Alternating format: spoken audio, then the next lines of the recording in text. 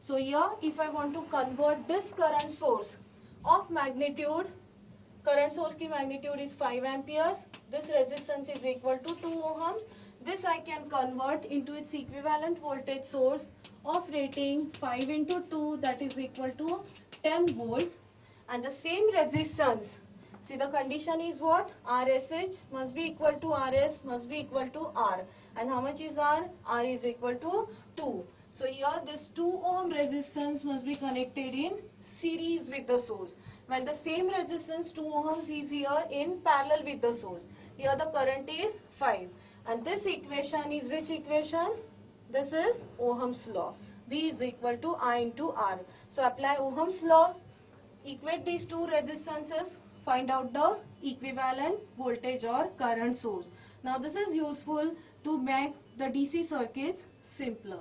So now we'll see the use of this source transformation for the analysis of DC circuit. See the use of current source transformation into voltage or voltage to current source transformation can be easily understood with the help of this circuit. Now this circuit can be analyzed using Kirchhoff's voltage law and current law or using the source transformation. So let's see which method is the easier method. Now if I apply KVL and KCL, see here I have to assume this current as say I1, then this current is say I2. So this will become say I1 minus I2, and then from this you be getting 5 ampere current. So current in this branch will become I1 minus I2 plus 5 amperes. So how many unknowns we'll get in this circuit? I1 and I2. But instead of this, I can easily analyze this circuit using source transformation. See how? If I convert this particular current source along with this resistance, for this purpose I have to assume this 2 ohm resistance as the internal resistance of the current source. I can easily convert this current source into its equivalent voltage source. So if I convert this current source into its equivalent voltage source, see what I'll get. Convert this current source into voltage source. See, whenever you convert current source into voltage source, we have to connect that resistance in series with the voltage source, which is 2 ohm in this case. Well, this voltage source will get equal to the magnitude I into R. How much is current source? It is 5. How much is its internal resistance? 2. So we'll get this voltage source of rating 10 volts. Now this is 2 ohms. Now this will connect in series with what? This 2 ohm resistance. Now we know to this 4 ohm resistance has been connected, and here the voltage source is equal to 12 volts.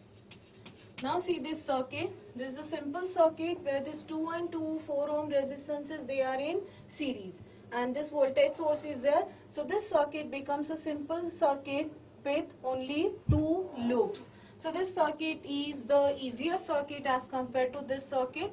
So this is a use of current to voltage source or voltage to current source transformation. See, we can convert this voltage source into current source, and we can keep that current source as it is. See how I can convert this voltage source into its equivalent current source. The voltage source is of rating 12 volts. So 12 divided by its internal resistance is what? It is the magnitude of current.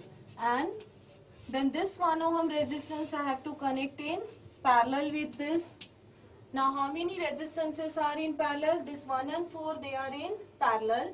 Then this particular current 5 ampere is in the upward direction. Even this is in the upward direction, 12 ampere. So in general, in total I can connect what? The total current say 17 amperes across these particular resistances. So in this way I can convert either voltage source into current source or current source into voltage source like this, and I can make the circuit simple. The next theorem which we'll be discussing of DC networks is a superposition theorem. Now how to simplify a DC network using superposition theorem, that we'll see. So this is the circuit in which I want to find out current I, the current through 3 ohm resistance. Now what is superposition theorem? According to superposition theorem, current in this particular component of the circuit is the algebraic sum of the two currents Now this first component is what? Current because of only 12 volt source. Well, we'll replace the other remaining sources by their internal resistances.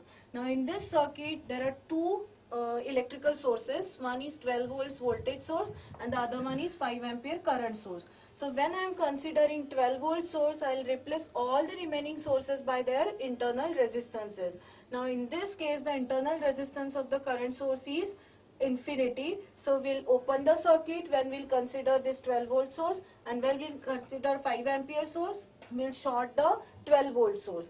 So this current according to superposition theorem is the addition of current because of only 12 volt source plus current because of only 5 ampere source, which I have assumed as I4, and this current I have assumed as I2. Now we'll see what is I4 and what is I2 and how to find out these currents. Now to find out the first component, say I2, we'll consider now only source, that is 5 ampere current source. Replace all the remaining sources. Here the second source, there are only two sources, so the second source is 12 volt source. Replace it by short circuit. Current source replaced by open circuit. And now find out what the next step is. Assume the currents, mark the positive and negative terminals on the resistances. Apply KVL and KCL to the circuit and find out current I2. Now see, in this case the direction of 5 ampere current is say upwards. So this 5 ampere current will flow through this branch up to this node point. Next, if I assume current flowing through this branch as I1, current in 2 ohm resistance becomes 5 minus I1. Next, this I1 will flow up to this node point, out of which this I1, I2 will flow in this 3 ohm resistance, and I1 minus I2 will flow in this branch. So how many unknowns are there in this circuit? There are two unknowns, I1 and I2. Well, I am interested in finding out current in only 3 ohm resistance, which is I2. How to find out this I2? Apply Kirchhoff's voltage law and current law and find out current I2. Now one important thing while finding out, or while whenever there is current source in the circuit, writing the voltage equations, do not consider a loop in which current source is present. Well, see, in this case you can say there are three different loops. One is say starting from this point, which will cover this 2 ohm resistance and back to 5 ampere terminal current source. But you cannot consider this source for writing the voltage equation. You will consider this complete loop consisting of 2 ohm resistance and 3 ohm resistance, and you can consider this resistance and this resistance 1 ohm circuit wala, the second loop. Now for these two loops you will write two different voltage equations. You can solve these equations simultaneously or using Cramer's rule. Now using this we can find out what I2. The important thing in superposition theorem is when you will calculate I2, if you get this I2 equals to say 2 amperes. Now if I get minus 2 amperes, the meaning of this is assume current direction is wrong. Now what is the current direction? In this case it is downward. But if I get minus 2 ampere I2, the meaning of this is in actual case 2 ampere current will flow in the upward direction. And if I get plus 2 ampere current, iska matlab the current is flowing in the downward direction, and then I have to assume this current like in the proper direction, downward direction. So I'll mark this 2 ampere current like this. So in superposition theorem you have to write the magnitude as well as you have to mark the direction of current through that branch. Now see, the next step is what? Now consider only 12 volt source, replace all the remaining sources by their internal resistances. Now current source is to be replaced by open circuit, voltage source is to be replaced by short circuit. So here this 5 ampere current source I have replaced by open circuit. Since this branch is open, 0 ampere current will flow through this branch. And then see, the next step is again mark the currents using Kirchhoff's current law. So if I assume this current as I3 will flow through this 1 ohm resistance up to this point. The next current I have assumed as I4. So this becomes I3 minus I4. Now I3 minus I4 will flow through this branch up to this point. Now since the current in this branch is 0 amperes, I3 minus I4, the same current will flow through 2 ohm resistance. Now how many unknowns are there in this circuit? There are two unknowns, one is I3 and the other one is I4. Well, I am interested in only I4. So apply Cramer's rule and find out only I4. The first step is you will apply Kirchhoff's voltage law to this loop and to this loop. You will get two voltage equations. Solve those equations simultaneously, you will get I4. Now indicate I4 along with its direction. Now suppose you get I4 equals to say 3 amperes, and since this assumed current direction is what? It is downward, and if you get plus 3 ampere current only, the meaning of this is assumed current direction is correct, which is downward. So mark, indicate this I4 using its magnitude as well as direction.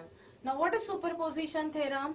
Superposition theorem states that in any linear and complex network. What do you mean by complex or complicated network? A complicated network is a network consisting of number of voltage and current sources and number of resistances.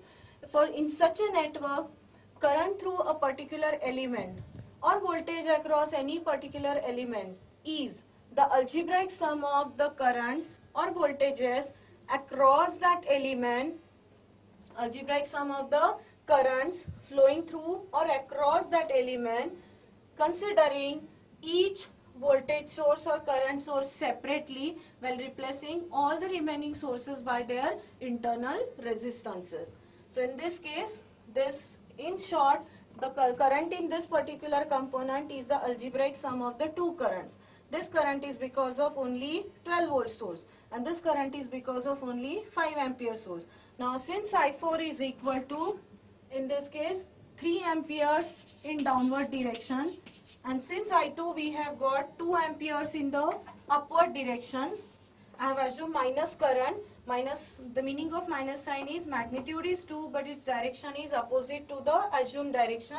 So we have got 2 amperes in the upward direction. So the net current becomes 3 minus 2, that is equal to 1 ampere. Whenever the two current directions are different, we have to take a difference of the two currents. So net current which we'll get in this circuit is 1 ampere current, and this 1 ampere current will flow in the downward direction. Since 3 ampere is greater than 2, the direction of this higher current is downward. So we'll get 1 ampere current in the downward direction.